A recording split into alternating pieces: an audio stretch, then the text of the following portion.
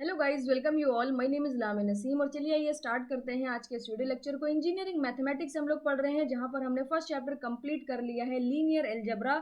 और आज के इस वीडियो लेक्चर की शुरुआत मैं करूंगी चैप्टर नंबर 2 से। चैप्टर नंबर 2 हमारा कौन सा है? कैलकुलस। ओके, कैलकुलस भी एक one of the important chapter है इंजीनियरिंग मैथमेटिक्स में, अगर मैं गेट पॉइंट ऑफ व्यू से बात करूं।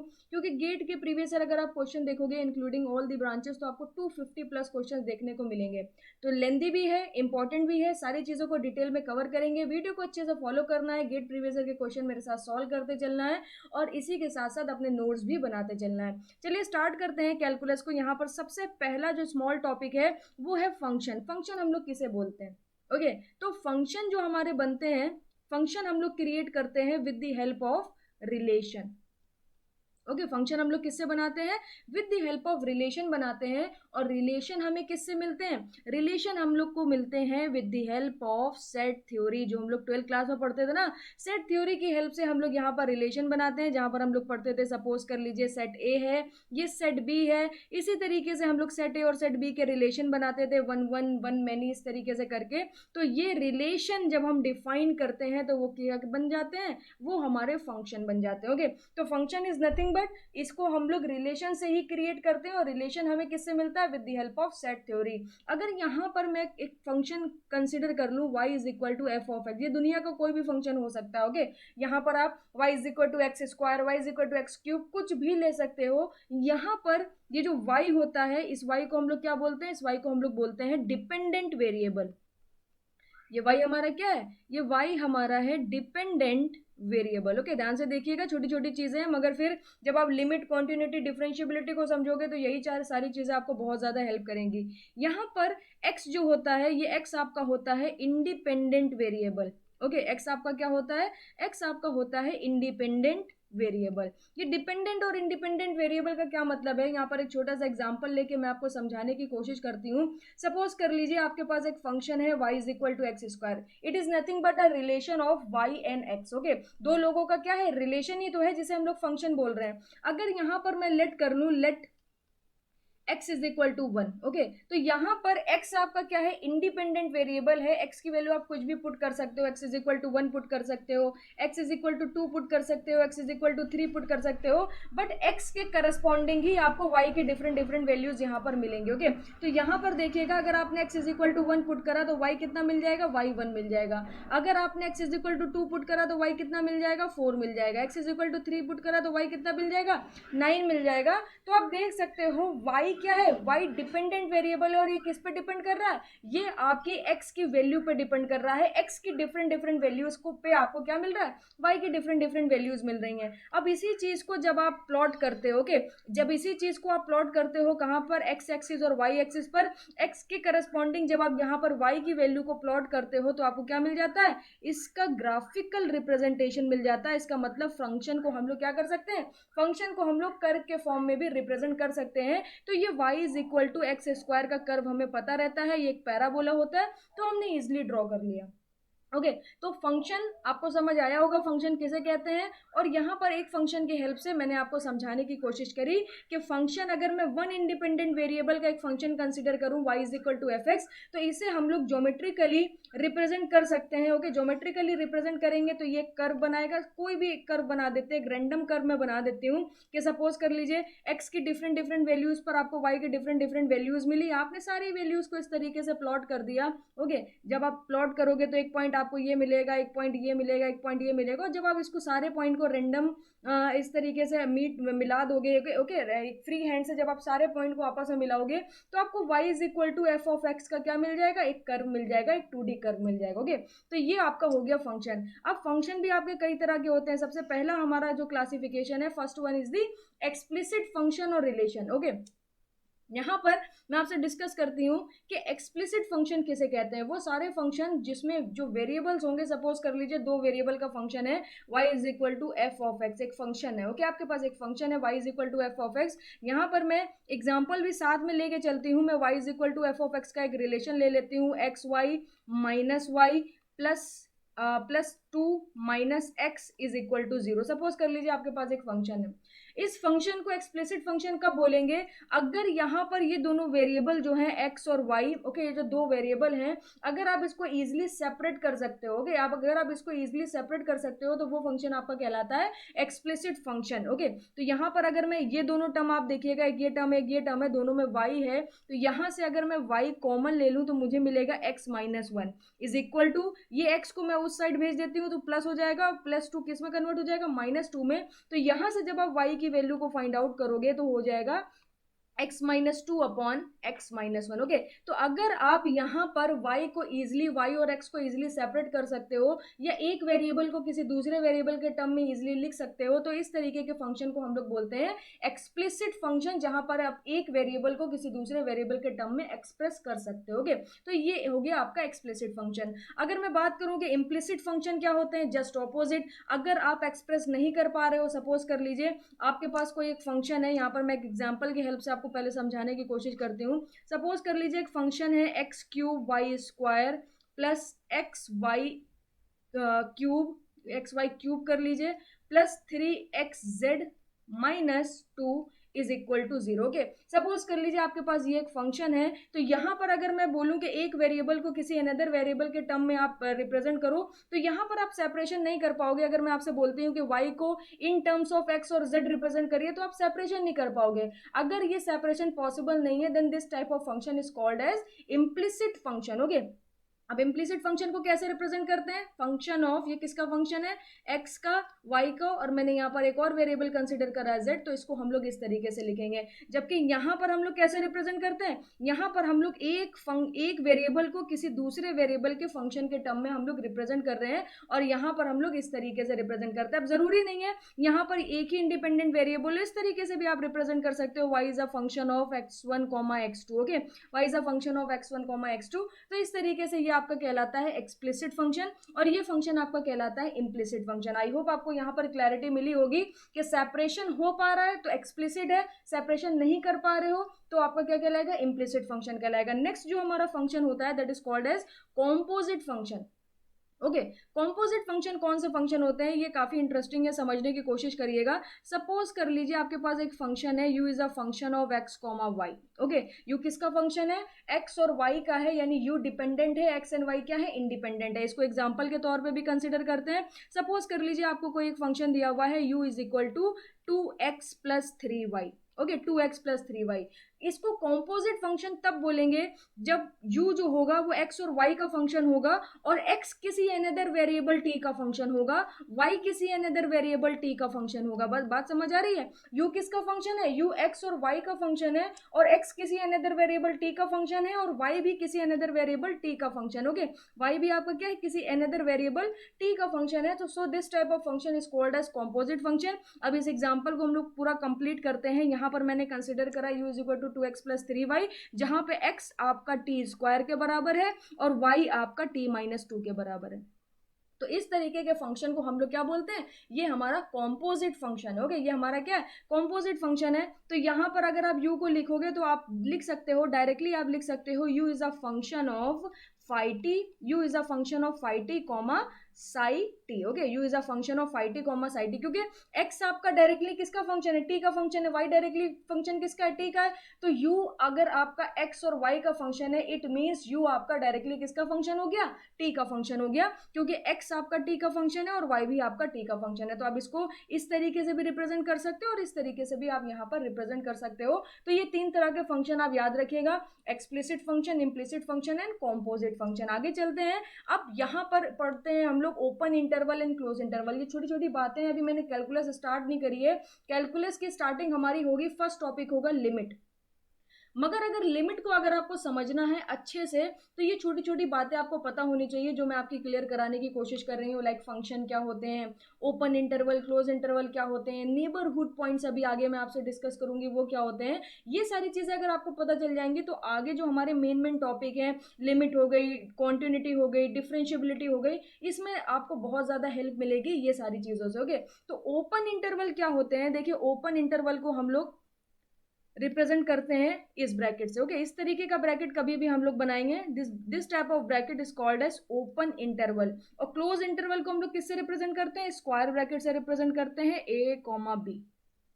अब ओपन इंटरवल और क्लोज इंटरवल होता क्या है इसको मैं समझाती हूँ। सबसे पहले मैं एक नंबर लाइन को कंसिडर कर लेती हूँ।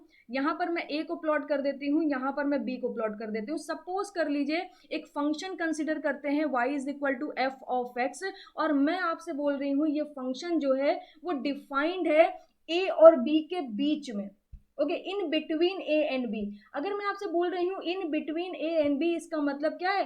फंक्शन ए और बी के बीच में डिफाइंड है। ए पर मैं बात नहीं कर रही हूं, मैं बात बी पर नहीं कर रही हूँ। बात समझ रहे हैं? ओपन इंटरवल को अगर आपको समझना है तो ये छोटे से एग्जांपल से आप बहुत इजीली समझ सकते हो। अगर मैं आपसे बोल रही हूँ, अगर मैं यहाँ पर आपसे बोल रही हूँ कि ये जो फंक्शन मैंने कंसिडर करा है ये ए से लेकर बी तक, ओके, ये जो फंक्शन मैंने कंसिडर करा है ये ए से लेकर बी तक के बीच में जितनी भी वैल्यूज होंगी वो सारी वैल्यूज पे डिफाइंड है। इसका मतलब क्या है? मैंने ए नहीं कंसिडर करा। इसका मतलब क्या? मैंने ए नहीं कंसिडर करा है और मैंने बी भी कंसिडर नहीं करा है। इसके बीच में जितनी वैल्यूज मिलेंगी, इसके बीच में जितनी वैल्यूज मिलेंगी, मैं सिर्फ और सिर्फ उसकी बात कर रही हूँ। ओके, तो ये फंक्शन हमारा कहलाता है ओपन इंटरवल, जहां पर हम लोग इन बिटवीन बात करते हैं। और यहाँ पर अगर मैं इसको रिप्रेजेंट करने की कोशिश करूं, यहाँ पर अगर मैं इस x की वैल्यू को रिप्रेजेंट करने की कोशिश करूं तो मैं बोल रही हूँ ये जो x है ये a से बड़ा होगा और b से छोटा होगा। ये जो x की वैल्यू है ये a से बड़ी होगी और b से छोटी होगी। ओके, तो जब भी हम लोग एक रेंज की बात करते हैं कि a से लेकर b तक की बात कर रहे हैं, अगर हम लोग a और बीच की बात कर रहे हैं, मतलब a और बीच के बीच में जितने पॉइंट्स होंगे सिर्फ उसे कंसीडर कर रहे हैं, ए को नहीं कंसीडर कर रहे हैं, बी को नहीं कंसीडर कर रहे हैं, तो उसे हम लोग ओपन इंटरवल से रिप्रेजेंट करते हैं। अगर मैं आपसे बोलती कि यही function y is equal to f of x आपका a से लेकर b तक डिफाइंड है, a पर भी डिफाइंड है, b पर भी डिफाइंड है, इसका मतलब क्या है? अब आपने a भी कंसिडर कर लिया है और आपने b भी कंसिडर कर लिया है। तो उस पर्टिकुलर केस में देखिएगा जरा, उस पर्टिकुलर केस में यहाँ पर आपका a हो गया, यहाँ पर आपका b हो गया। ओके, एक सेकेंड, यहाँ पर आपका ए हो गया, यहाँ तक बी, यहाँ पर आपका बी हो गया। ये आपकी रेंज हो गई।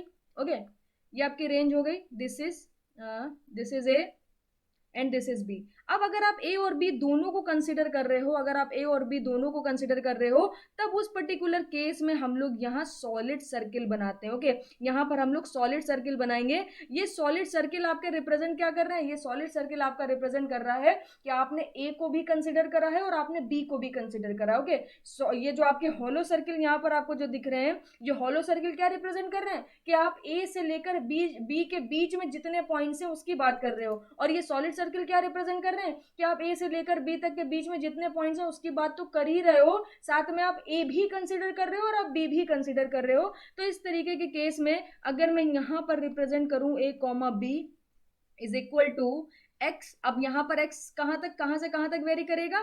x आपका ग्रेटर और इक्वल a होगा। यहाँ पर देखिए मैंने इक्वल टू का साइन नहीं लगाया क्योंकि हमें a नहीं कंसिडर करना था। a से बड़ी वैल्यू और b से छोटी वैल्यूज, यहाँ पर जो रेंज आपको मिल रही थी a से बड़ी और b से छोटी के बीच में जितने पॉइंट्स आपको मिल रहे थे, जितने पॉइंट्स आपको मिल रहे थे आपने वो लिए हैं। यहाँ पर आपने क्या लिया है? a भी लिया है, b भी लिया है और उसके बीच में जितने पॉइंट्स है वो सारे पॉइंट्स आपने कंसिडर करे हैं। तो in this case x will be greater और इक्वल टू a और लेस और equal to b. Okay, less और इक्वल टू बी। तो ये आपका कहलाता है ओपन इंटरवल, ये आपका कहलाता है क्लोज इंटरवल। ये ब्रैकेट्स का खासा ध्यान रखिएगा। ये आप कई बार ऐसा होता है स्टूडेंट को ओपन इंटरवल और क्लोज इंटरवल की नॉलेज नहीं होती है, तो उन्हें लगता है कि कोई भी ब्रैकेट हम लोग यूज कर सकते हैं। नहीं, हम लोग कोई भी ब्रैकेट मैथमेटिक्स में नहीं यूज कर सकते। हर एक सिंबल का अपना एक मीनिंग है, उस मीनिंग को आपको समझना पड़ेगा, तभी आप मैथमेटिक्स में अच्छा परफॉर्म कर पाओगे। अगर कहीं कहीं पर इस तरीके का, कहीं पर इस तरीके का ब्रैकेट बना हुआ है तो ये ब्रैकेट का मतलब है हम लोग इन बिटवीन बात कर रहे हैं, और कहीं पर आपका इस तरीके से क्लोज्ड इंटरवल का शो कर रहा है, यानी स्क्वायर ब्रैकेट कहीं पर आपको दिया हुआ है, इसका मतलब हम इन बिटवीन तो बात कर रहे हैं, प्लस एंड जो पॉइंट्स आपके हैं ए एंड बी हम लोग उसको भी कंसिडर कर रहे हैं, उसकी भी बात कर रहे हैं। ओके, आगे चलते हैं। अब हम लोग डिस्कस करते हैं neighbourhood of a point A. Okay, neighbourhood of a point A का क्या मतलब है, यहाँ पर मैं आपको समझाने की कोशिश करती हूँ। यहाँ पर हम लोग ए के नेबर की बात कर रहे हैं। जैसे कि आप कहीं पर रह रहे होगे, आपका जहाँ पर घर होगा, तो आपके जस्ट लेफ्ट में और जस्ट राइट में जो लोग रहते होंगे वो आपके क्या है, नेबर हैं। इसी तरीके से हम लोग क्या बात करेंगे, पॉइंट ए के नेबर की बात करेंगे। तो ये आपकी नंबर लाइन हो गई और यहाँ पर मैंने ए को इस तरीके से रख दिया। ओके, यहाँ पर ए है, तो ए के नेबर पॉइंट्स कौन कौन से होंगे, देखिए ए के नेबर पॉइंट्स कौन कौन से होंगे। ए से जस्ट पहले यहाँ पर जो पॉइंट्स होंगे और ए के जस्ट बाद जो यहाँ पर पॉइंट्स होंगे वो आपके क्या होंगे, वो ए के नेबर होंगे। आप अगर आप अपने अपने से रिलेट करके इस चीज को समझने की कोशिश करोगे तो ये आपका क्या हो गया, ये आपका घर हो गया। ओके, ये आपका घर हो गया। तो आपके राइट में, ओके, आपके राइट में जो घर होंगे, तो आपके जस्ट राइट में जो घर होगा वो आपके नेबर होंगे, और आपके जस्ट लेफ्ट में जो घर होगा वो क्या होंगे, वो आपके नेबर होंगे। तो इसी तरीके से अगर हमें ए के नेबर को ढूंढना है, ए के नेबर को ढूंढना है, तो सपोज कर लीजिए ए के जस्ट लेफ्ट में मैं एक और वैल्यू कंसिडर कर लेती हूँ, दैट विल बी डेल्टा। ए के जस्ट राइट में मैं एक और वैल्यू कंसिडर कर लेती हूँ, दैट विल बी डेल्टा। तो यहाँ पर अगर आप वैल्यू देखोगे, यहाँ पर अगर आप वैल्यू देखोगे तो ये ए से छोटी है, तो ये आपको मिलेगा ए माइनस डेल्टा। ओके, और ये जो डेल्टा है, ये जो ए और डेल्टा मैंने कंसिडर करा है, ये आपका रियल नंबर से बिलोंग कर रहे हैं। और एक बात और समझने की कोशिश करिएगा, ये जो डेल्टा लिया है ये जस्ट एडजेसेंट वैल्यू है, मतलब दिखाने के लिए तो आपको अच्छी खासी रेंज दिख रही होगी कि डेल्टा मैंने थोड़ी दूरी पर लिया है, मगर ये जो नेबर पॉइंट्स की मैं बात कर रही हूँ ये जस्ट एडजेसेंट होंगे। जैसे कि अगर ए जो है वो आपका 1 है, तो इसके नेबर पॉइंट्स क्या होंगे, 0.99। ओके, इसके नेबर पॉइंट्स क्या हो जाएंगे, 0.99, 0.98। यहाँ पर क्या हो जाएगा, 1.01, 1.02। ये पॉइंट्स की मैं बात कर रही हूँ, मतलब इतनी क्लोज पॉइंट्स की मैं बात कर रही हूँ, क्योंकि ये नेबर पॉइंट्स समझना बहुत ज्यादा जरूरी है अगर आपको लिमिट को समझना है। तो समझ सकते हो आप, ये जो डेल्टा मैंने कंसिडर करा है ये कितनी छोटी वैल्यू है, ये अप्रोक्सीमेटली इक्वल टू ए है। ओके, अप्रोक्सीमेटली, जहां पर हम लोग राउंड ऑफ कर देते हैं वैल्यू को, अगर आपको 1.001 कहीं पे लिखा है तो इसे आप 1 ही कंसिडर करते हो, बट एग्जैक्टली ये 1 नहीं है, ये 1 का नेबरहुड पॉइंट है। ओके, ये 1 का नेबरहुड पॉइंट है। 1 के जस्ट राइट साइड पर आपको इसकी एग्जिस्टेंस देखने को मिलेगी। अगर आप इसको प्लॉट करोगे तो 1 के जस्ट राइट साइड पर आपको इसकी एग्जिस्टेंस देखने को मिलने वाली है। तो इस तरीके के पॉइंट्स को हम लोग बोलते हैं नेबरहुड पॉइंट। तो ये यहाँ पर जो डेल्टा आपने कंसिडर करा ये ए से बड़ा होगा, तो इसे हम लोग लिख देंगे ए प्लस डेल्टा। तो आप देख सकते हो यहाँ पर, अगर मैं इसको थोड़ा सा और जूम करके दिखाऊं, देखिएगा जरा, मैं जूम कर रही हूँ, वैल्यू मैंने उतनी ही करीब की ही कंसिडर करी हो कि मैं बस जूम करके आपको शो करने की कोशिश कर रही हूँ। जरा ध्यान से देखिएगा, ये आपका ए हो गया, ये आपका डेल्टा हो गया, ये आपका डेल्टा हो गया। तो यहाँ पर मैं कह रही हूँ कि ये ए से छोटी वैल्यू है, तो यहाँ पर आपको ए माइनस डेल्टा मिलेगा। यहाँ पर आपने ए से बड़ी वैल्यू ली है तो ये आपको ए प्लस डेल्टा मिलेगा। और मैं आपसे बोल रही हूँ ए माइनस डेल्टा और ए प्लस डेल्टा के बीच में जितने भी पॉइंट्स आपके एग्जिस्ट करेंगे इस तरीके से, ए माइनस डेल्टा से ए प्लस डेल्टा के बीच में जितने भी पॉइंट्स एग्जिस्ट करेंगे वो सारे के सारे पॉइंट्स क्या कहलाएंगे, नेबरहुड पॉइंट्स कहलाएंगे। किसके, ए के, क्योंकि ये सारे के सारे पॉइंट्स जो मैंने येलो कलर से आपको मेंशन करके दिखाए हैं, ये सारे के सारे पॉइंट्स आपके क्या है, ये सारे के सारे पॉइंट्स आपके नेबरहुड पॉइंट हैं। किसके नेबरहुड पॉइंट है, ए के नेबरहुड पॉइंट है। तो इन्हीं नेबरहुड पॉइंट को हम लोग एन डेल्टा ए से रिप्रेजेंट करते हैं। बात समझ आ गई, क्यों करते हैं हम लोग, नेबरहुड पॉइंट की क्यों जरूरत पड़ती है। देखिए कई बार ऐसा होता है कोई भी फंक्शन जो है वो आपका ए पर डिफाइंड नहीं है, मगर हमें फंक्शन की वैल्यू चाहिए। ओके, लिमिट की मैं बात कर रही हूँ, एग्जैक्टली मैं लिमिट को ही यहाँ पर आपको समझाने की कोशिश कर रही हूँ। कई बार ऐसा होता है कोई फंक्शन आपका ए पर डिफाइंड नहीं है बट मुझे उसकी वैल्यू चाहिए, तो हम लोग क्या करते हैं, ए के जो नेबरहुड पॉइंट्स होते हैं उस पर वैल्यू को फाइंड आउट करके देखते हैं। आगे मैं बात करूंगी, मैं सारी चीजें यहीं पर नहीं समझाने वाली हैं आपको, आगे आगे जस्ट लिमिट में डिस्कस करने जा रही हूँ, उसमें मैं इसी टॉपिक को वापस से उठाती हूँ। तो आपको यहाँ पर नेबरहुड पॉइंट समझ आ गए होंगे। This set of all the points between a minus delta and a plus delta is called the neighborhood of a point a and it is denoted by n delta। तो यहाँ पर आप इसको लिख सकते हो n delta a is equal to, अगर यहाँ पर मैं x की वैल्यू को कंसिडर कर रही हूँ तो x कहाँ से वेरी करेगा, a माइनस डेल्टा से बड़ा और a प्लस डेल्टा से छोटा। ओके, a माइनस डेल्टा और a प्लस डेल्टा के बीच में जितनी भी वैल्यूज होंगी वो सारी की सारी क्या कहलाएंगी, नेबरहुड ऑफ अ पॉइंट है। Okay, neighbourhood of a point है। आगे चलते हैं और अपना मेन टॉपिक डिस्कस करते हैं, दैट इज लिमिट। ये कैलकुलस का सबसे फर्स्ट टॉपिक है लिमिट। उसके बाद continuity, differentiability, then maximum, minima, ये सारी चीजें हम लोग यहाँ पर डिस्कस करने वाले हैं। लिमिट क्या होती है सबसे पहले इसको समझ लेते हैं। सपोज कर लीजिए आपके पास कोई एक फंक्शन है, सपोज कर लीजिए आपके पास कोई एक फंक्शन है f of x is equal to x square minus 9 upon x minus 3। Okay, आपके पास कोई फंक्शन है x square minus 9 upon x minus 3 और मैं पूछ रही हूँ कि इस फंक्शन की value x is equal to, इस फंक्शन की value x is equal to 3 पे क्या होगी। मैं जानना चाहती हूँ x इज इक्वल टू 3 पे इस फंक्शन की वैल्यू क्या होगी। तो यहाँ पर आप क्या करोगे, 3 square minus 9 upon 3 minus 9, 3 put कर दोगे तो ये हो जाएगा 9 माइनस 9 अपॉन 3 माइनस 3। जब आप इसे सॉल्व करोगे तो ये 0 अपॉन 0 आ जाएगा। इट मीन्स ये आपका क्या हो गया, अनडिफाइंड हो गया। x इज इक्वल टू 3 पर ये फंक्शन क्या है आपका, अनडिफाइंड है।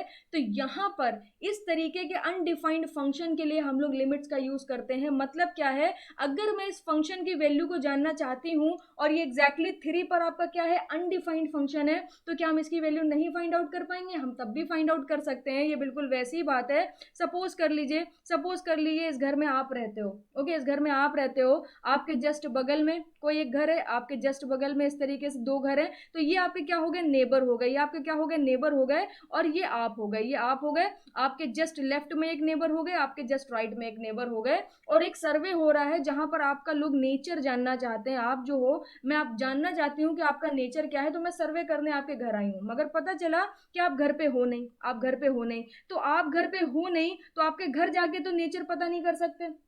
ओके, इसी तरीके से ये जो फंक्शन है इसकी वैल्यू मैं 3 पे जानना चाह रही थी, बट ये 3 पर अनडिफाइंड हो गया, तो 3 पर तो इसकी वैल्यू मिलनी नहीं है। इसी तरीके से आपके घर से एग्जैक्ट वैल्यू तो हमें मिलेगी नहीं। अगर आप मिल जाते तो आपसे आपका नेचर जानना ज्यादा आसान हो जाता, रादर देन मैं किसी और से पूछती, तो वो पॉसिबिलिटी तो खत्म हो गई क्योंकि आप घर पे नहीं हो। तो अब हम क्या कर सकते हैं, अब अगर मैं आपके बारे में जानना चाहती हूँ और क्लोज टू जानना चाहती हूँ, मतलब अगर एग्जैक्ट ना पता चले, 100% एग्जैक्ट ना पता चले, तो 98% पता चल जाए सही, 99% सही पता चल जाए, तो वो कौन बता पाएगा, वो आपके नेबर बता पाएंगे। तो मैं क्या करूंगी, अब आपके नेबर से पूछूंगी, आपके नेबर से आपके नेचर के बारे में पूछूंगी, तो यहां पर मुझे अप्रोक्सीमेटली वैल्यू तो मिल ही जाएगी। क्योंकि जिनके साथ आप 24 आवर्स रह रहे हो, आपके नेबर्स के साथ आप 24 आवर्स रह रहे हो, अगल बगल आप जाते रहते हो, एक दूसरे से मिलते रहते हो, एक दूसरे के नेचर को समझते हो। ओके, तो यहाँ से मुझे 98% 99% तो वैल्यूज पता चल जाएंगे कि आपका नेचर कैसा है, आप मजाकिया हो, गुस्से वाले हो, हंसमुख हो, ये सारी चीजें पता चल जाएंगी। उसी तरीके से यहाँ पर अगर हमें 3 की वैल्यू, 3 पर इस फंक्शन की वैल्यू नहीं पता है, तो हम लोग 3 पर अप्रोच तो कर सकते हैं ना। तो 3 के जो नेबरहुड पॉइंट्स होंगे उन पे वैल्यू को फाइंड आउट करने के लिए हम लोग किसका यूज करते हैं, हम लोग लिमिट का यूज करते हैं।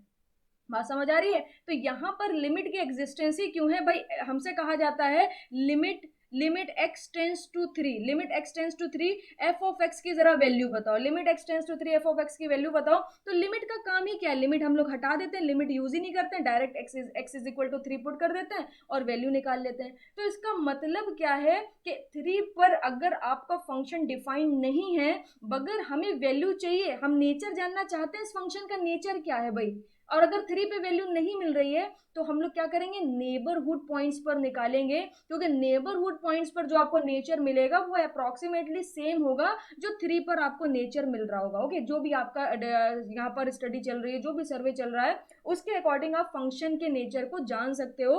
तो अगर 3 पर नहीं निकाल पा रहे हैं तो 3.001 पर तो कुछ वैल्यू मिलेगी ना, यहाँ पर 2.999 पर तो कुछ वैल्यू मिलेगी ना। तो इस तरीके से नेबरहुड पॉइंट्स पर हम लोग क्या करते हैं, नेबरहुड पॉइंट्स पर हम लोग निकालते हैं वैल्यू इस फंक्शन की with the help of limit. तो लिमिट करती क्या है, लिमिट करती क्या है, यहाँ पर मैं आपको समझाने की कोशिश करती हूँ। ये सब रफ वर्क था, आपको समझाने के लिए मैंने यूज करा।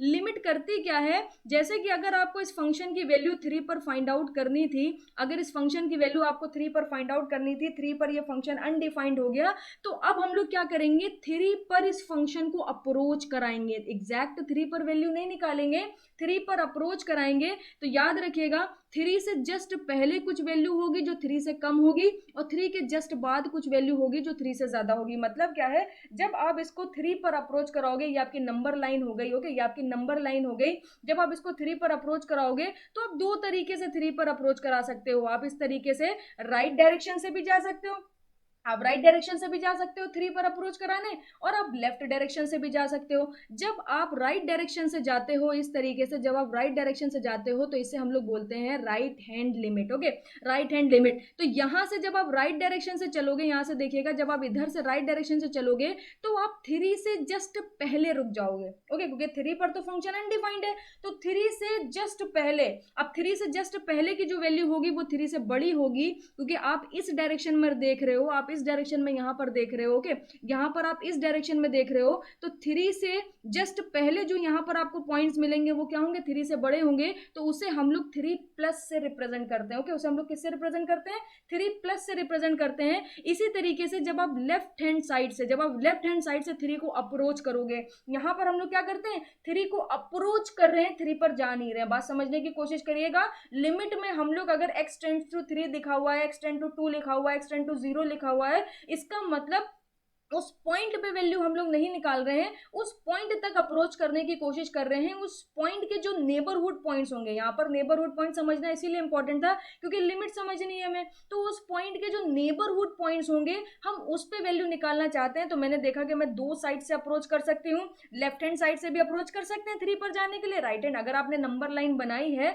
तो भाई आप इधर से भी जा सकते हो, इधर से भी जा सकते हो। अगर मैं किसी एक डायरेक्शन से जाके आपको दिखाऊं तो आपके मन में खुद ये सवाल उठ जाएगा कि मैम आप उधर से भी तो जा सकते हो, उधर से ले जाओ, इधर से क्यों जा रहे हो, तो हम दोनों तरफ से जा सकते हैं। तो अगर हम लोग लेफ्ट हैंड साइड से जाएंगे तो इसे हम लोग बोलते हैं लेफ्ट हैंड लिमिट, अगर हम लोग राइट हैंड साइड से जाएंगे तो इसे हम लोग बोलते हैं राइट हैंड लिमिट। अगर लेफ्ट हैंड साइड से आप अप्रोच करा रहे हो, यहां पर जरा ध्यान दीजिएगा, अगर आप लेफ्ट हैंड साइड से यहां पर अप्रोच करा रहे हो तो आप 3 से जस्ट पहले रुक जाओगे। 3 से जस्ट पहले अगर आप रुकोगे, यानी 3 के इधर साइड में जो नेबरहुड पॉइंट्स होंगे, अगर आप वहां पर वैल्यू निकालोगे, वहां पर वैल्यू निकालोगे तो वो 3 से छोटी होंगी, तो उसको हम लोग 3 माइनस से रिप्रेजेंट करते हैं। तो बहुत सारे स्टूडेंट को ये कंफ्यूजन होती है कि ये 3 प्लस और 3 माइनस क्या है। 3 plus and 3 minus is nothing but it is showing the value which is greater than 3 और less than 3। Okay, 3 minus show करता है कि 3 से जस्ट पहले जो नेबरहुड पॉइंट होगा वहां पर वैल्यू फाइंड आउट हो रही है, और 3 प्लस क्या रिप्रेजेंट कर रहा है, 3 के जस्ट बाद जो वैल्यूज है, जो नेबरहुड पॉइंट्स हैं, वहां पर हम लोग फाइंड आउट कर रहे हैं फंक्शन की वैल्यू। और 3 प्लस हम लोग कब कंसिडर करते हैं, जब हम लोग राइट हैंड साइड से जाएंगे। 3 पर जब हम लोग राइट हैंड साइड से अप्रोच करेंगे तो हम लोग यहाँ पर 3 प्लस कंसिडर करेंगे, और जब हम लेफ्ट हैंड साइड से रिप्रेजेंट कर लेफ्ट हैंड साइड से अप्रोच करेंगे पॉइंट 3 को, तो 3 से जस्ट पहले रुकना पड़ेगा, तो यहाँ पर आपको 3 से छोटी वैल्यू मिलेगी, यहाँ पर आपको 3 से बड़ी वैल्यू मिलेगी। तो इसमें आपको क्लैरिटी मिली होगी कि एक्चुअली में लिमिट में हम लोग करते हैं क्या है। अगर मैं सिंबॉलिकली रिप्रेजेंटेशन की बात करूं कि सिंबॉलिकली कैसे हम लोग लिमिट को रिप्रेजेंट करते हैं, तो हम लोग इस तरीके से लिमिट को रिप्रेजेंट करते हैं, limit x tend to a। Okay, suppose कर लीजिए यहाँ पर ये a क्या है, 3 है। ओके, यहाँ पर मैंने एक वैल्यू ले ली, एक डिजिट ले ली है। अगर हम इसे जनरलाइज करेंगे तो 3 को मैंने क्या कंसिडर कर लिया, a कंसिडर कर लिया। तो limit x tends to a f of x is equal to l। Okay, f of x is equal to l। इसका मतलब क्या है, सपोज कर लीजिए ये नंबर लाइन पर आपको इस तरीके से कोई एक फंक्शन मिल रहा है। ओके, इस फंक्शन की a पर जो वैल्यू मिल रही है वो क्या मिल रही है, l मिल रही है। यहाँ पर या ऐसा करते हैं यहाँ पर मैं आपको इसको नहीं समझाती हूँ, मैं नेक्स्ट पेज पर समझाती हूँ तो आप और अच्छे से समझ पाओगे।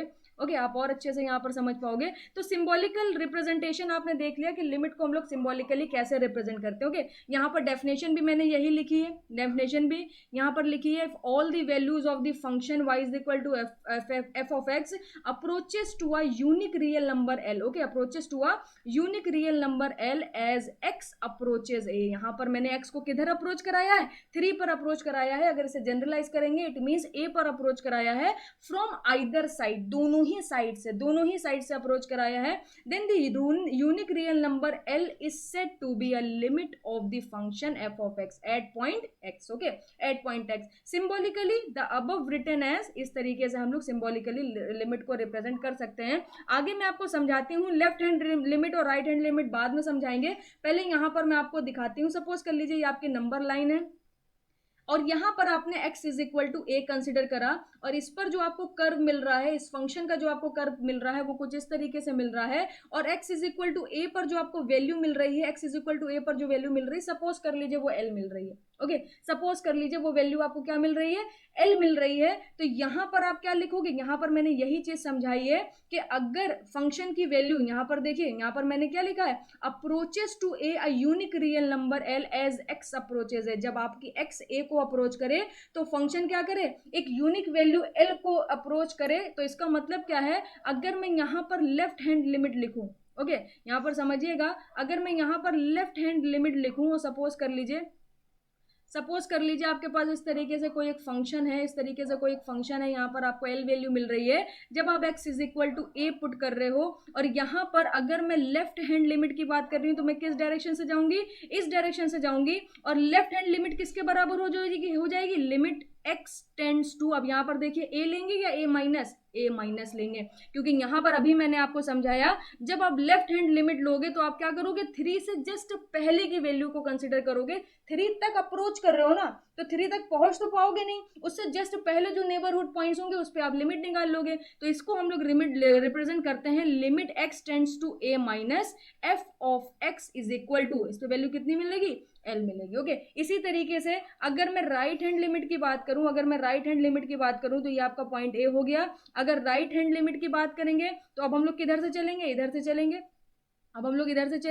अब हमारे पास जो इस तरीके से फंक्शन होगा, फंक्शन होगा वो कुछ इस तरीके से होगा। सपोज कर लीजिए यहाँ पर जो आपको वैल्यू मिल रही है वो कितनी मिल रही है, एल मिल रही है, तो जब आप यहाँ पर राइट हैंड लिमिट को फाइंड आउट करोगे तो आपको वैल्यू मिलेगी लिमिट एक्स टेंड्स टू, अब क्या आ जाएगा, राइट हैंड लिमिट में आप ले लोगे a प्लस, a प्लस, क्योंकि जब आप a की तरफ इस तरीके से अप्रोच करोगे तो इससे जस्ट पहले के जो पॉइंट्स होंगे, जो नेबरहुड पॉइंट्स होंगे, that will B a plus, और इससे जस्ट पहले x से जस्ट पहले जो पॉइंट होंगे उसे हम लोग a माइनस से रिप्रेजेंट करेंगे, क्योंकि वो वैल्यू a से छोटी होगी, और जब आप राइट हैंड लिमिट्स लोगे, यानी राइट हैंड साइड से जब आप x की तरफ अप्रोच करोगे तो जो आपको वैल्यू मिलेगी वो a से कुछ बड़ी होगी, तो उसे हम लोग a प्लस से रिप्रेजेंट करेंगे, तो ये हो जाएगा limit x tends to a plus f of x is equal to l। Okay तो यहाँ पर आप देख सकते हो कंडीशन, लिमिट के एग्जिस्ट करने की कंडीशन क्या होगी, condition for the existence of the limit of a function x is equal to a।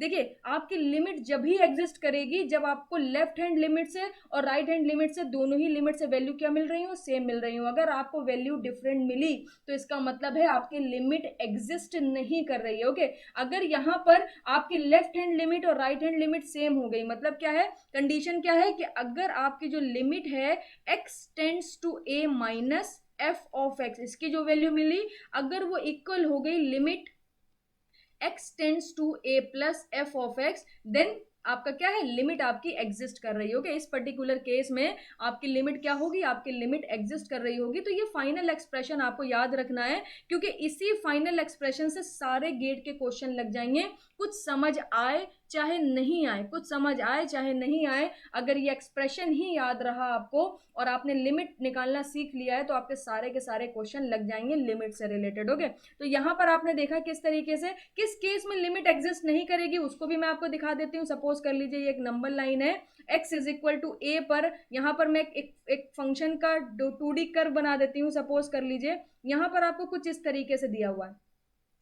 Suppose कर लीजिए यहाँ पर जो आपको वैल्यू मिल रही है वो मिल रही है L1, और यहाँ पर आपको जो वैल्यू मिल रही है वो मिल रही है L2। तो A से जस्ट बड़े जो, मतलब A से जस्ट राइट साइड पर जब आप वैल्यूज देखोगे तो वो A से कुछ बड़ी होगी, वो उसका नेबरहुड पॉइंट्स होंगे जिसे हम लोग A प्लस से रिप्रेजेंट करेंगे, और A से जस्ट पहले अगर आप पॉइंट्स देखोगे यानी नेबरहुड पॉइंट्स, तो ये इसको हम लोग रिप्रेजेंट करेंगे A माइनस से। तो यहाँ पर आपने ये चीज तो क्लियरली सीख ली कि इधर से चलेंगे तो लेफ्ट हैंड लिमिट मिलेगी और इधर से चलेंगे तो आपको क्या मिलेगी, राइट हैंड लिमिट मिलने वाली है। तो यहाँ पर जरा देखिएगा, अगर यहाँ पर आपने लिमिट निकाली, limit x tends to a minus f of x। a minus पर जब आप देखोगे तो आपको क्या वैल्यू मिलेगी, आपको यहाँ पर वैल्यू मिलेगी a माइनस पर L1। उसके बाद आप देख सकते हो a प्लस पर जब आप इधर से चलोगे तो limit x tends to a plus पर जब आप वैल्यू निकालोगे फंक्शन की, a प्लस पर वैल्यू निकालोगे तो आपको मिलेगी L2, और यहाँ पर आप देख सकते हो L1 is not equal to L2। इसका मतलब है जो आपकी लेफ्ट हैंड लिमिट है, लेफ्ट हैंड लिमिट क्या है, ये है आपकी left hand limit, right hand limit क्या है, ये आपकी है right hand limit. Left hand limit does not equal to the right hand limit. इसका मतलब क्या है, इस तरीके का केस अगर आपका बनेगा तो आपकी लिमिट एग्जिस्ट नहीं करेगी। ओके, लिमिट एग्जिस्ट नहीं करेगी क्योंकि लिमिट की एग्जिस्टेंस की कंडीशन क्या है कि अगर आप a माइनस पर किसी फंक्शन की वैल्यू निकाल रहे हो, a प्लस की पे किसी फंक्शन की वैल्यू निकाल रहे हो, दोनों की ही वैल्यू क्या होनी चाहिए, दोनों की ही वैल्यू सेम आनी चाहिए। अगर आपकी लेफ्ट हैंड लिमिट, यहां पर देख सकते हो आप, अगर आपकी लेफ्ट हैंड लिमिट और आपकी राइट हैंड लिमिट दोनों सेम है, अगर आपकी लेफ्ट हैंड लिमिट और अगर आपकी राइट हैंड लिमिट दोनों ही सेम है, तो उस पर्टिकुलर कंडीशन में आपकी लिमिट क्या होगी, एग्जिस्ट कर रही होगी। तो आपको लिमिट की सारी कॉन्सेप्ट भी समझ आए होंगे कि किस तरीके से लिमिट को फाइंड आउट करेंगे, और इसके साथ साथ आपको ये भी समझ आया होगा कि लिमिट एक्चुअली में है क्या। लिमिट से आप समझ सकते हो उसका नाम ही लिमिट क्यों है, क्योंकि ये एक लिमिटिंग वैल्यू है। ओके, ये एक लिमिटिंग वैल्यू देता है हमें। ये एग्जैक्ट जब फंक्शन किसी पॉइंट पर डिफाइंड नहीं है और हमें उस फंक्शन का नेचर जानना है, तो हम लोग नेबरहुड पॉइंट्स पर काम करेंगे, तो वो हम लोग किसकी हेल्प से कर सकते हैं, with the help of limit कर सकते हैं। ओके, आगे चलते हैं और डिस्कस करते हैं एक क्वेश्चन को। यहाँ पर देखिएगा, बोल रहा है limit x tends to, okay, इस क्वेश्चन में देखिएगा, क्वेश्चन नंबर 1 है, बोल रहा है limit x tends to 0 x square minus 4x plus 3 divided by 2। यहाँ पर आपको वैल्यू फाइंड आउट करनी है डायरेक्टली। ओके, तो यहाँ पर आप क्या करोगे, डायरेक्ट वैल्यू लिख दोगे, लिमिट x टेंड्स टू 0, जब आप ऊपर 0 पुट करोगे तो x is equal to x square, मतलब 0 square 0 minus 4 into 0, 4 into x है ना, तो 4 इंटू 0 0, ये हो जाएगा प्लस 3, और यहाँ पर क्या आ जाएगा, ये आ जाएगा आपका डिवाइडेड बाई 2। तो यहाँ पर जब आप इसे सॉल्व करोगे तो 3/2 is your final answer. Okay, directly यहाँ पर आप वैल्यू को फाइंड आउट कर सकते हो। नेक्स्ट क्वेश्चन देखिएगा, ये क्वेश्चन काफी इंटरेस्टिंग है, आपसे बोल रहा है limit x tends to 0 where x mod x is the modulus of the function. Okay, तो इस तरीके के क्वेश्चन को अगर आपको सॉल्व करना है तो आपको mod x का ग्राफ पता होना चाहिए, यानी mod x जो आपका फंक्शन है, mod x जो आपका फंक्शन है उसका ग्राफिकल रिप्रेजेंटेशन आपको आना चाहिए। अगर आपको mod x का ग्राफिकल रिप्रेजेंटेशन नहीं पता होगा तो ये क्वेश्चन आप किसी भी हाल में सॉल्व नहीं कर सकते।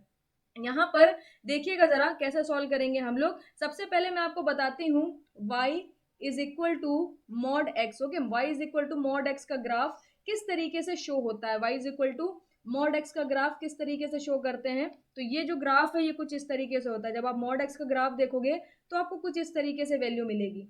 ओके, कुछ इस तरीके से वैल्यू मिलेगी, x is equal to 0। Okay, यहाँ पर आपको क्या मिलेगा, x इज इक्वल टू 0 मिलेगा, और ये जो मैंने आपको येलो कलर से जो ग्राफ दिखाया है ये ग्राफ आपका मॉड x का ग्राफ है। ओके, तो यहाँ पर आपको चेक करना है कि भाई लिमिट यहाँ पर एग्जिस्ट कर रही है कि नहीं कर रही है। x is equal x tends to 0 पर मॉड x अपॉन x आपका एग्जिस्ट कर रहा है कि नहीं कर रहा है। तो कैसे करेंगे, देखिए यहाँ पर क्या है, x इज इक्वल टू 0 है, यहाँ पर क्या है, x इज इक्वल टू 0 है। अगर आपको इसे चेक करना है तो आप क्या करोगे, limit x tends to 0 minus पे वैल्यू निकालोगे मॉड x अपॉन x की। Okay, limit x is equal to 0 minus पे वैल्यू निकालोगे, that is your left hand limit, और limit x tends to 0 plus पे वैल्यू निकालोगे, limit x tends to 0 plus पे value निकालोगे, that will be mod x upon x is equal to 0। Okay, तो mod क्या है, mod actually में जब हम किसी फंक्शन पे मॉड लगाते हैं तो माइनस प्लस साइन हम लोग हटा देते हैं। मॉड का काम क्या है, माइनस प्लस साइन को रिमूव कर देना। ओके, तो अगर अब आपको मॉड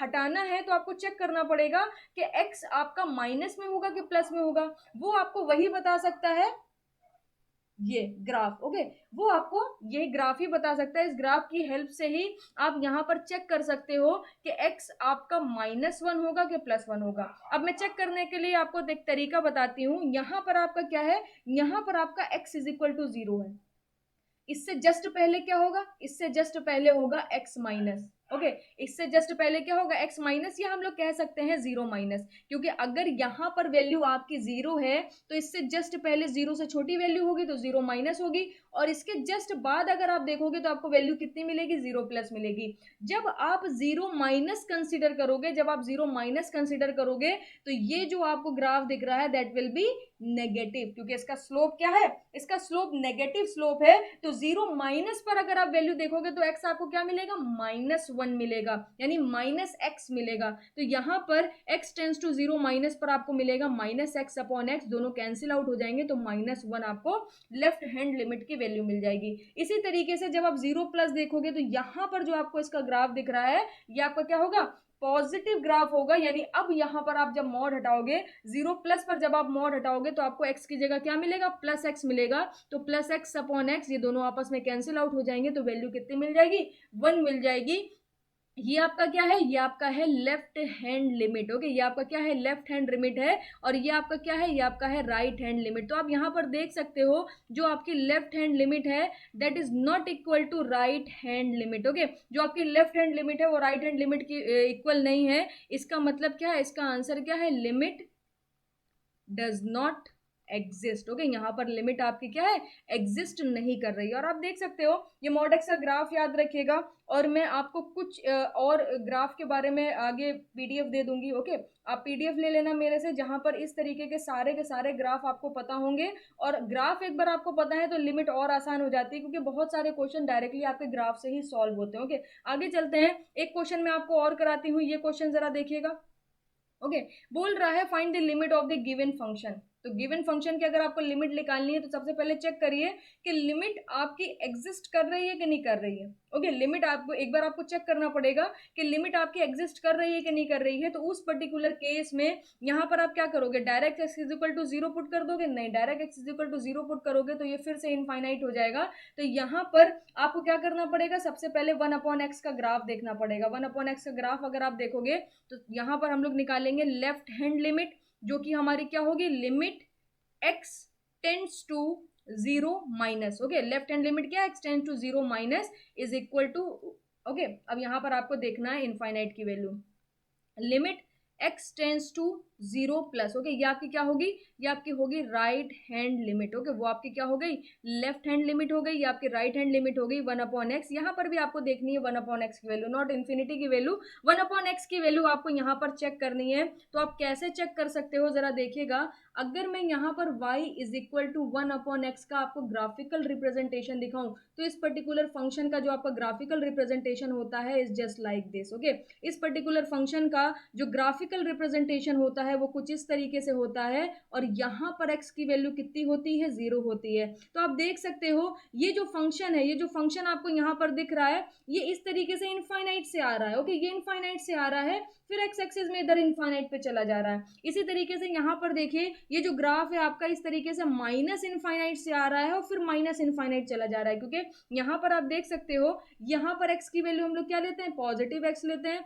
यहाँ पर हम लोग इस डायरेक्शन में क्या लेते हैं, निगेटिव एक्स लेते हैं। इसी तरीके से इस डायरेक्शन में पॉजिटिव वाई लेते हैं और इस डायरेक्शन में क्या होता है, नेगेटिव वाई लेते हैं। तो यहाँ पर ये फंक्शन जो है, यहाँ पर ये जो फंक्शन है प्लस इनफाइनाइट की तरफ जा रहा है और प्लस इनफाइनाइट की तरफ से आ रहा है। ओके, इसी तरीके से यहाँ पर अगर आप ये फंक्शन देखोगे तो ये माइनस इनफाइनाइट से माइनस इनफाइनाइट की तरफ जा रहा है।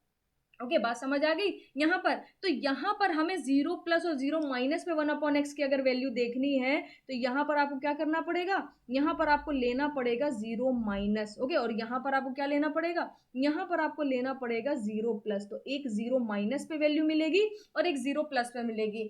जैसे ही आप 0 माइनस की वैल्यू को कंसिडर करोगे, ध्यान से देखिएगा, यहाँ पर बड़ा इंटरेस्टिंग सा क्वेश्चन है और ये सारी चीजें आपकी क्लियर हो गई तो लिमिट में बड़ी अच्छी कमांड हो जाएगी आपकी। यहाँ पर देखिए जैसे ही आप इधर शिफ्ट होगे 0 माइनस की तरफ, 0 माइनस की तरफ, तो यहाँ पर इस फंक्शन की वैल्यू आपको कितनी मिल रही है, 1 अपॉन एक्स जो फंक्शन है इसकी वैल्यू मिल रही है माइनस इन्फिनिटी, क्योंकि जैसे ही आप इधर शिफ्ट हुए तो आप किधर पहुंच जाओगे, माइनस इन्फिनिटी।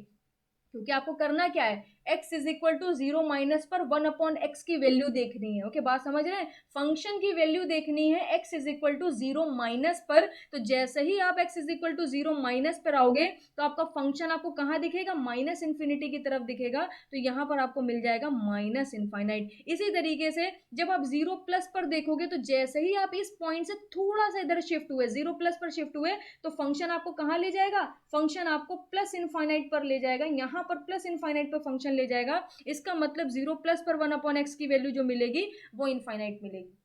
तो आप देख सकते हो यहाँ पर क्या है, लेफ्ट हैंड लिमिट जो है वो नहीं इक्वल है आपके राइट हैंड लिमिट के, क्योंकि लेफ्ट हैंड लिमिट आपको माइनस इनफाइनाइट दे रही है और जो राइट हैंड लिमिट है वो आपको प्लस इनफाइनाइट दे रही है। तो इसका मतलब क्या है, limit does not exist. Okay, आपकी लिमिट जो है वो आपकी एग्जिस्ट नहीं कर रही है। तो यहाँ पर यही हमारा फाइनल आंसर हो जाएगा, limit does not exist. Okay, तो ये क्वेश्चन हमारा कंप्लीट हो गया। नेक्स्ट क्वेश्चन की तरफ आपको लेके चलते हैं। यहाँ पर देखिएगा, यहाँ पर आपसे बोल रहा है ये जो स्क्वायर ब्रैकेट में x है ये आपका क्या है, एक स्टेप फंक्शन है। ओके, स्टेप फंक्शन क्या होते हैं इसके बारे में मैं अभी आपको बताऊंगी। तो बेसिकली आपको वैल्यू निकालनी है लिमिट x टेंड्स टू 6। यहाँ पर देखिए इसने मेंशन करा है where square bracket x is a step function, x tends to 6 पर आपको क्या करना है, इस फंक्शन की वैल्यू निकालनी है limit step function x is equal to what.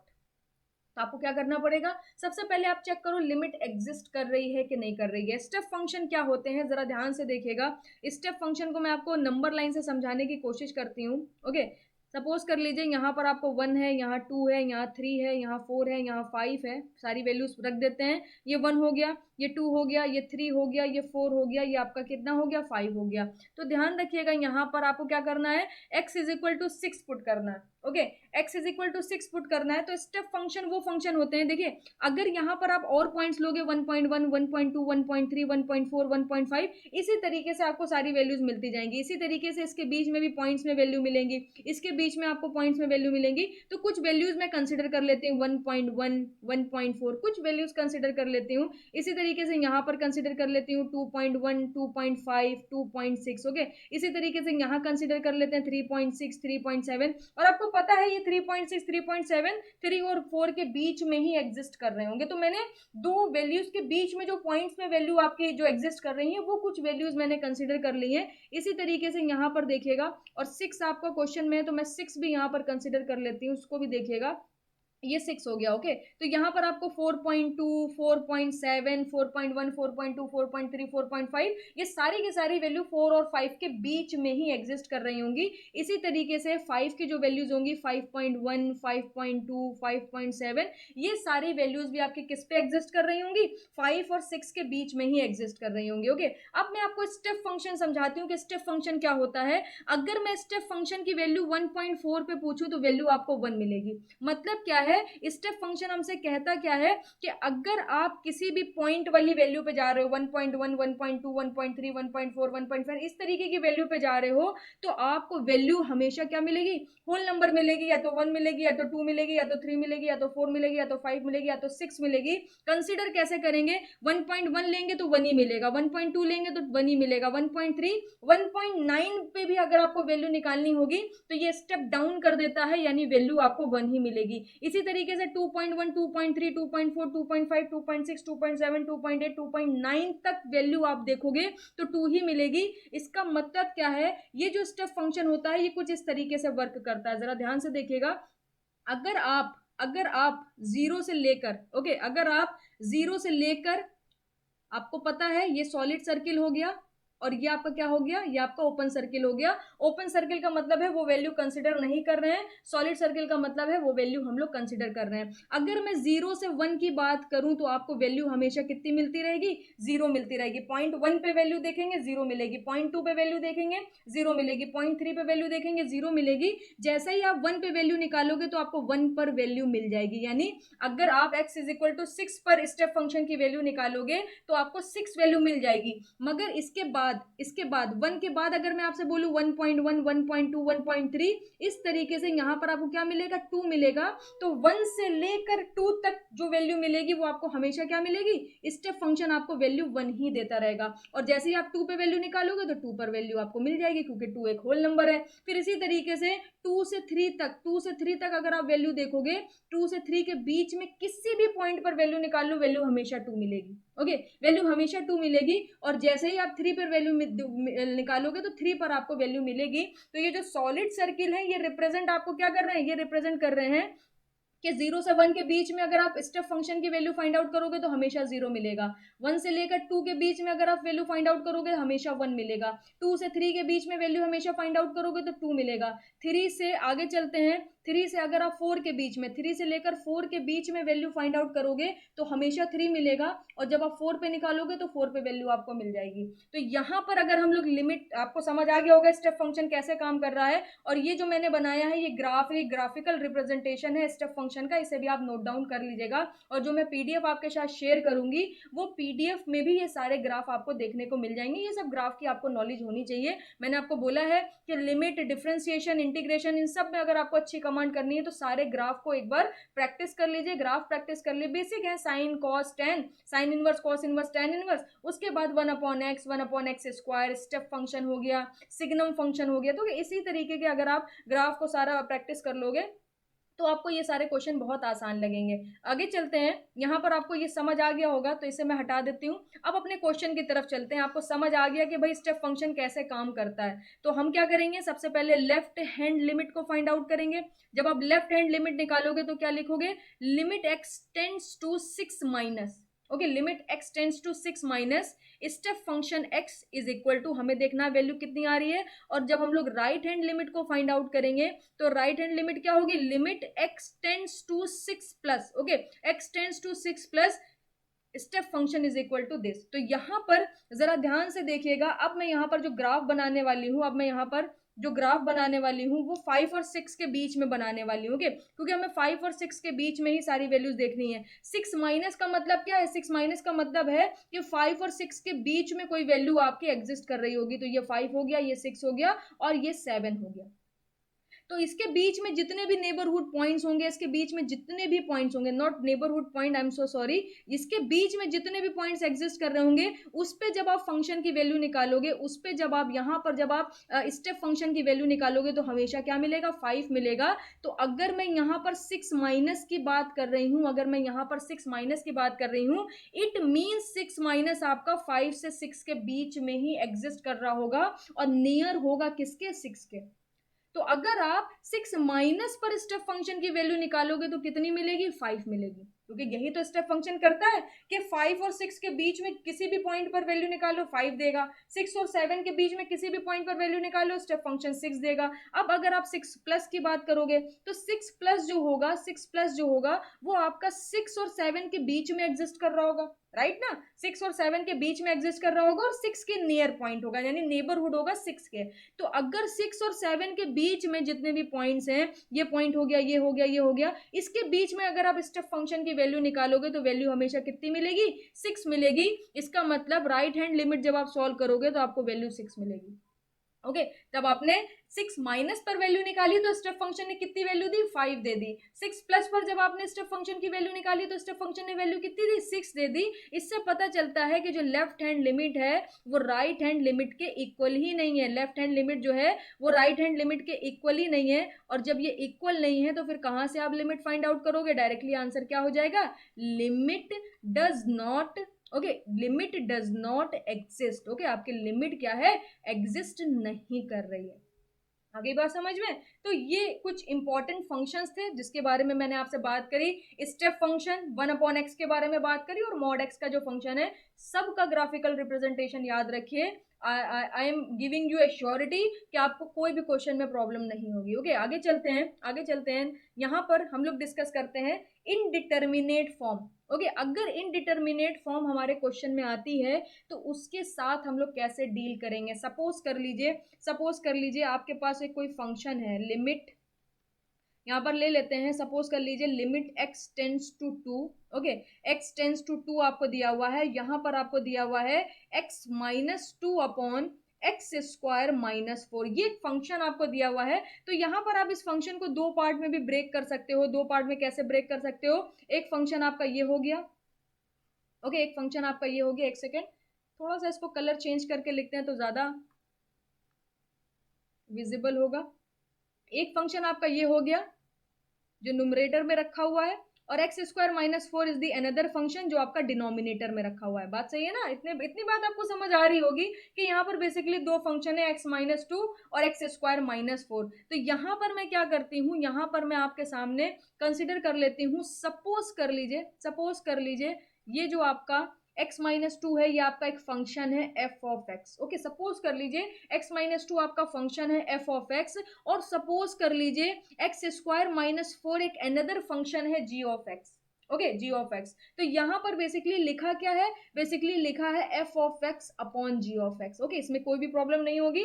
यहां पर मैंने एक छोटा सा जनरल एग्जांपल कंसीडर करा है, क्या समझाने के लिए, इनडिटरमिनेट फॉर्म को समझाने के लिए, और आगे मैं बात करूंगी कि इनडिटरमिनेट फॉर्म के साथ डील कैसे करते हैं। ओके, छोटी सी बात है, मैं यहाँ पर आपको एक एग्जांपल की हेल्प से समझाने की कोशिश कर रही हूँ। तो यहाँ पर मैंने क्या करा, एक फंक्शन लिया, limit x tends to two x minus two upon x square minus four. Okay, तो यहां पर मैंने बोला कि बेसिकली यहां पर दो फंक्शन है, एक है एफ ऑफ एक्स और एक अनदर फंक्शन है जी ऑफ एक्स। ओके, तो यहां पर जब आप x is equal to two put करोगे, जब आप यहां पर x is equal to two put करोगे तो टू माइनस टू आपको जीरो मिलेगा। Okay, two minus two zero मिलेगा, और यहां पर जब आप x is equal to two put करोगे तो टू स्क्वायर हो जाएगा फोर, और फोर माइनस फोर क्या हो जाएगा, वो भी जीरो हो जाएगा।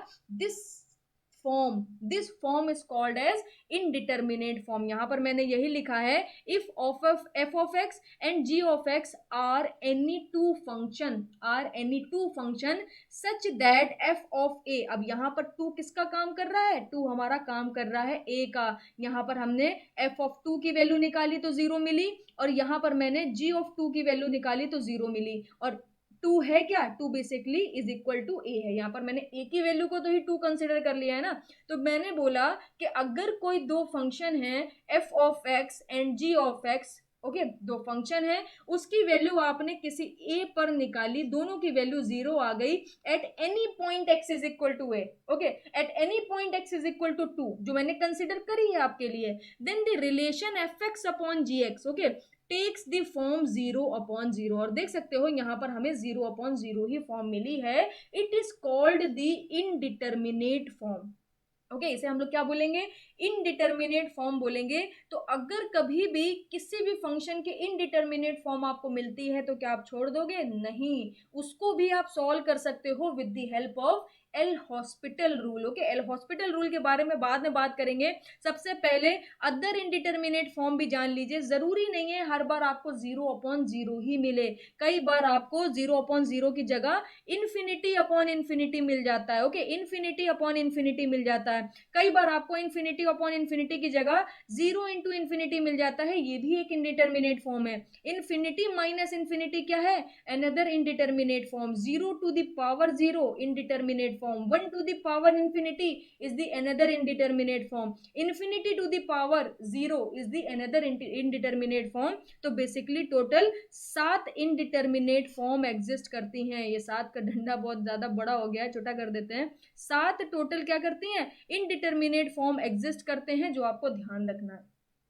और कभी भी आपके फंक्शन में अगर इनडिटरमिनेट फॉर्म बनती है तो आप किसकी हेल्प से लिमिट को सॉल्व करोगे, with the help of L hospital rule. अब एल हॉस्पिटल रूल हमसे क्या कहता है, देखिएगा जरा, यहां पर बेसिकली आपके पास जो वैल्यू होगी वो होगी limit x tends to a। मैं जनरल मेथड से आपको समझाने की कोशिश कर रही हूँ, फिर आप इसे अपने हिसाब से, अपने क्वेश्चन के हिसाब से चेंज कर सकते हो। सपोज कर लीजिए कोई एक फंक्शन दिया हुआ है f of x upon g of x। Okay, limit x tends to a, जैसे कि मैंने यहां पर लिया था, limit x tends to t f of x upon g of, limit x tends to 2 f of x upon g of x, same as मैंने यहां पर इसको जनरलाइज कर दिया है, limit x tends to a f of x upon g of x। और अगर आप इसकी वैल्यू निकालते हो जीरो अपॉन जीरो आती है तो आप क्या कर सकते हो, आप फिर से इसको क्या करो, डिफरेंशिएट कर दो। फिर से क्या करना है, इसे लिमिट एक्स टेंड्स टू ए, फिर से यही लिख दो, और अब की बार क्या करो, इसको एक बार डिफरेंशिएट कर दो, और इसको एक बार डिफरेंशिएट कर दो, इसको एक बार डिफरेंशिएट कर दो, और g ऑफ x को एक बार डिफरेंशिएट कर दो। अब अगर आपको वैल्यू जीरो नहीं मिलती है तब तो ठीक है, तब तो आपने लिमिट फाइंड आउट कर ली। But in case value zero फिर से मिल गई तो आपको क्या करना है, फिर से एक स्टेप लेना है, इसको दोबारा डिफरेंशिएट कर देना है। Limit x tends to a f double dash x upon g double dash x। ओके, अब यहां पर अगर आपको कोई वैल्यू मिल गई तो ठीक है, आपका आंसर आ गया। अगर यहां पर वापस से इनडिटरमिनेट फॉर्म नहीं बनी, आपको कुछ ना कुछ वैल्यू मिली, इट्स ओके, आपका आंसर आपको मिल गया, टिक कर दीजिए करेक्ट आंसर। अगर इन केस आपको वापस से जीरो मिल गया, अगर इन केस आपको यहाँ पर वापस से जीरो मिल गया तो फिर से आप यही स्टेप को आगे प्रोपेगेट कर सकते हो। एक बार डिफरेंशिएट करो, अगर वापस से 0/0 की फॉर्म मिली, ओके, मैं यहाँ पर 0/0 की फॉर्म की बात कर रही हूँ, 0/0 की फॉर्म की बात कर रही हूँ, जीरो की बात नहीं कर रही हूँ। अगर आपने कोई फंक्शन चेक करा x इज इक्वल टू ए पर इनडिटर्मिनेट फॉर्म बनी, दोनों को एक बार क्या करो, डिफरेंशिएट कर दो। डिफरेंशिएट करने के बाद x is equal to a put करो, अगर आपको कोई वैल्यू मिलती है इट्स ओके, आपने फाइंड आउट कर लिया है, इनडिटर्मिनेट फॉर्म हट गई है। अगर वापस से 0/0 मिलता है तो उसको डबल डिफरेंशिएट कर दो, वापस से डिफरेंशिएट कर दो, अगर आपको वैल्यू मिल गई देन इट्स ओके, आपको आपका आंसर मिल गया। अगर फिर से आपको इनडिटर्मिनेट फॉर्म मिलती है तो f ट्रिपल डैश एक्स, जी ट्रिपल डैश एक्स, आप उसको क्या कर सकते हो, ट्रिपल डिफरेंशिएट कर सकते हो, और ऐसे आपको तब तक करना है जब तक ये इनडिटर्मिनेट फॉर्म यहाँ से हट नहीं जाती। ओके, तो ये बात आपको यहाँ पर क्लियर हो गई होगी। आगे चलते हैं, यहाँ पर मैं आपसे कुछ स्टैंडर्ड फॉर्मूलाज आप साथ में डिस्कस कर लेते हैं। ये स्टैंडर्ड फॉर्मूलाज अगर आप डायरेक्टली याद रखोगे, देखिए अगर ये याद नहीं होगा तब भी लिमिट के क्वेश्चन सॉल्व करने से आपको कोई रोक नहीं पाएगा। एल हॉस्पिटल रूल आपको पता होना चाहिए, और लेफ्ट हैंड लिमिट और राइट हैंड लिमिट की जो बेसिक कॉन्सेप्ट है वो आपको पता होना चाहिए। ये फॉर्मूला नहीं भी याद होगा तो चलेगा, मगर ये फॉर्मूला इंपॉर्टेंट क्यों है, जरूरी क्यों है, स्टैंडर्ड लिमिट्स हमें याद क्यों होनी चाहिए? याद इसलिए होने चाहिए क्योंकि जो कॉम्पिटिटिव एग्जाम हम लोग देने जा रहे हैं वो टाइम बेस्ड एग्जाम है, और अगर कोई टाइम बेस्ड एग्जाम को हम लोग क्रैक करना चाहते हैं तो वहां पर हमें टाइम सेव करना पड़ता है। और टाइम सेव करने के लिए अगर हम बहुत सारी चीजों को याद रखेंगे तो कुछ ऐसे फंक्शन आपको मिलते हैं जिसकी लिमिट आपको निकालनी होती है, जिसका अगर आपको स्टैंडर्ड लिमिट्स पता है तो डायरेक्टली आंसर मिल जाता है विदाउट एनी कैलकुलेशन। तो अगर आप कॉम्पिटिटिव एग्जाम की प्रिपरेशन कर रहे हो जहां पर टाइम बेस्ड एग्जाम है तो वहां पर आपको कुछ ना कुछ चीजों को रटना पड़ता ही है, अदरवाइज आपका मैथमेटिक्स में कोई भी ऐसी चीज रटने वाली नहीं है। ओके, ये फॉर्मूला भूल भी जाएंगे तब भी आप कन्वेंशनल जो हमारा बेसिक मेथड है जिसकी हेल्प से हम लोग लिमिट फाइंड आउट करते हैं उससे आप लिमिट इजिली फाइंड आउट कर लोगे। देखिएगा जरा, यहाँ पर मैंने कुछ फॉर्मूलाज लिखे हैं उसके डिस्कस करते हैं। सपोज कर लीजिए अगर कोई एक लिमिट है, एक फंक्शन है जिसकी लिमिट है x टेंड्स टू a और उसकी वैल्यू मिल रही है l। ओके, एक कोई अनदर फंक्शन है limit x tends to a, उसकी वैल्यू मिल रही है g। तो दोनों फंक्शन को जब आप ऐड करोगे तो लिमिट को ऐड कर दीजिएगा, आपको वैल्यू मिल जाएगी, या दोनों फंक्शन को सब्ट्रैक्ट करोगे तो लिमिट की वैल्यू जो फाइनल आपको जो वैल्यू मिली है l n m, दोनों को सब्ट्रैक्ट कर लीजिएगा, आपको वैल्यू सेम मिल जाएगी। अगर दोनों का मल्टीप्लाई कराएंगे तो आप क्या करो, जो फाइनल उसका रिजल्ट मिला है दोनों का मल्टीप्लीकेशन करा दिए तो f of x and g of x का आपको जो फाइनल लिमिट होगी, कंबाइंड फंक्शन की जो लिमिट मिलेगी वो इनके मल्टीप्लीकेशन के इक्वल ही मिल जाएगी। ओके, इसी तरीके से अगर कहीं पर आपको डिवाइड कराना है, यहाँ पर आपको अलग अलग कंडीशन दे दी और आपसे बोल रहा है अब लिमिट निकालो x tends to a f of x upon g of x, तो उनके जो इंडिविजुअल रिजल्ट है उसको डिवाइड दे दीजिए। बस m क्या होना चाहिए, डज नॉट इक्वल टू 0 होना चाहिए, क्योंकि अगर m 0 हो गया तो ये वैल्यू क्या हो जाएगी, इनफाइनाइट हो जाएगी। ओके, यहाँ पर देखिए अगर यहाँ पर किसी एक किसी वैल्यू का मल्टीप्लाई कराना है, किसी c का मल्टीप्लाई कराना है, तो डायरेक्टली आपको जो फाइनल रिजल्ट यहाँ पर मिला है उसी में ही आप मल्टीप्लाई करा दो, value will be same. Okay, इसी तरीके से अगर आपको यहाँ पर निकालना है limit x tends to a, f of x की वैल्यू दी है 1 अपॉन l, फाइनल वैल्यू आपको 1 अपॉन l मिली है और 1 अपॉन f ऑफ x की आपको वैल्यू मिल रहा है, तो फाइनल वैल्यू को आप क्या करो, फाइनल वैल्यू का इनवर्स कर दो, वैल्यू सेम आ जाएगी, but l does not equal to 0। Okay, आगे चलते हैं। कहीं पर अगर आपको इस तरीके का फंक्शन दिया है limit n tends to infinite 1 plus 1 upon n to the power whole n, तो इसका डायरेक्ट आंसर हो जाता है एक exponential function e।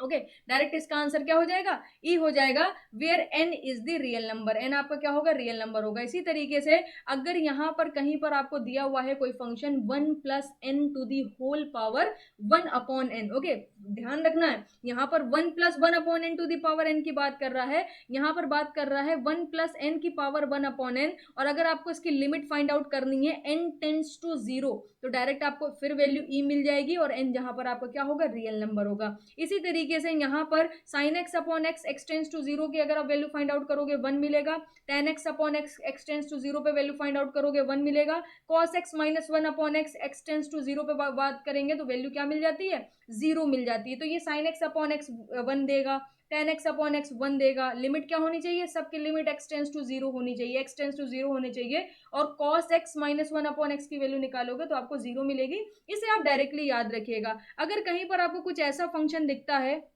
X to the power n minus a to the power n upon x minus a, और x tends to ए पर limit पूछता है तो डायरेक्ट आंसर क्या हो जाएगा, n a to the power n minus one. आप जो फंक्शन गिवन होगा वहां पर एन की वैल्यू पता होगी और ए की वैल्यू भी पता होगी, तो यहाँ पर आप डायरेक्टली आंसर फाइंड आउट कर सकते हो विदाउट एनी कैलकुलेशन। अगर कहीं पर इस तरीके का फंक्शन दिया हुआ है, फंक्शन क्या है, a to the power n minus one upon x, okay, कहीं पर अगर फंक्शन दिया है a to the power minus n upon x और एक्स टेंस टू जीरो पर, एक्स टेंस टू जीरो पर अगर आपसे कोई लिमिट पूछता है तो डायरेक्ट आंसर हो जाएगा एल एन ए। ओके, तो ये कुछ स्टैंडर्ड लिमिट्स हैं, ऐसे बहुत सारी और लिमिट्स हैं स्टैंडर्ड जो मैंने यहाँ पर मेंशन नहीं करी हैं।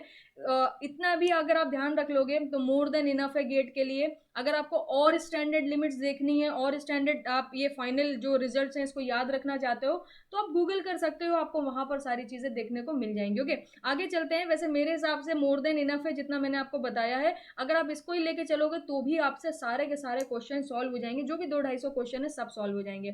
आगे चलते हैं और इस क्वेश्चन को मैं आपसे डिस्कस करती हूँ। बोल रहा है limit x tends to zero x minus sine x upon one minus cos x, find the limit of the given function. आपको क्या करना है, गिवन फंक्शन की लिमिट को फाइंड आउट करना है। कैसे फाइंड आउट करेंगे देखिएगा, limit x tends to zero, okay, x is equal to zero यहाँ पर पुट करिए तो zero minus sine zero zero हो जाएगा upon one minus cos zero one होता है। तो ये जो फॉर्म बन रही है this is the indeterminate form. Okay, ये कौन सी फॉर्म है, इनडिटर्मिनेट फॉर्म है। तो यहाँ पर आप क्या लगाओगे, यहाँ पर आप लगाओगे एल हॉस्पिटल रूल। मैंने आपको बताया कि जब भी आपको कभी इनडिटर्मिनेट फॉर्म मिलती है तो एल हॉस्पिटल रूल का यूज करिए।